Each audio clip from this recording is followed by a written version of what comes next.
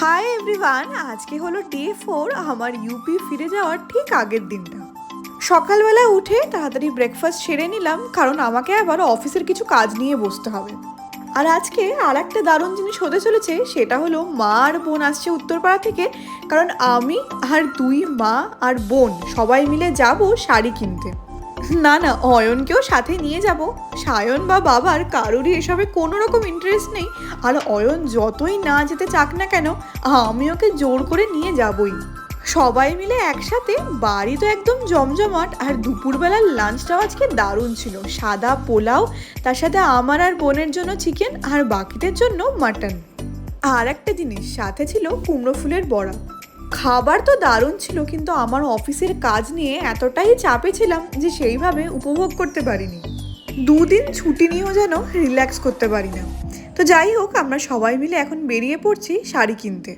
আগে থেকেই প্ল্যান করেছিলাম যদি একটা দোকানে পছন্দ না হয় 2-3টে দোকান ঘুরবো। বারাসাতে এখন প্রচুর শাড়ির দোকান, আর প্রতিটাই খুবই ভালো।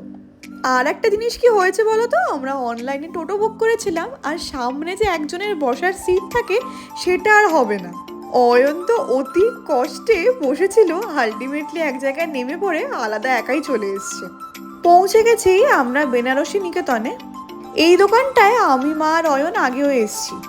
আমার তো খুবই পছন্দের একটা জায়গা, আর শাড়ি মানেই তো মেয়েদের পছন্দ।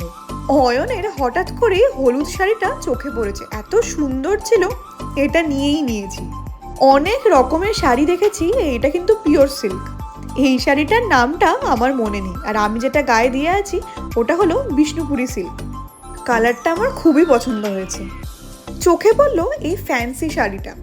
এটার থেকেও যে হলুদ রঙের শাড়িটা এত সুন্দর লাগছিল, গায়ের রং যেন আরও ব্রাইট লাগছে। প্রচুর কেনাকাটা সেরে এবার আমরা চলে এলাম বাড়ির দিকে। আগে চা খাই, তারপর সব গোছগাছ। আর বেরোনোর আগে দেখো, অয়ন যে আমাকে জন্মদিনে জামাটা দিয়েছিল ওটাও আমি পরে দেখলাম, দারুণ লাগছিল। এবার তো আমি উত্তরপাড়া চলে যাব মা আর বোনের সাথে, কারণ কাল দুপুরবেলা আমার ফ্লাইট আছে। মনটা তো খুবই খারাপ লাগছিল, মোবাইলে আগে থেকে রিমাইন্ডার দিয়ে নিয়েছি পরের বার যখন আসবো সেই দিনটা। আর কি, এই অল্প দিনের জন্য আসা, কিন্তু এবারে এসে এত কিছু করেছি, আমার কাছে স্মৃতি প্রচুর। ভালো সময়গুলো এভাবেই তাড়াতাড়ি চলে যায়। তো এই ভিডিওটা এখানেই শেষ করছি, দেখা হবে তোমাদের সাথে আবার একটা নতুন ভিডিওতে। টাটা।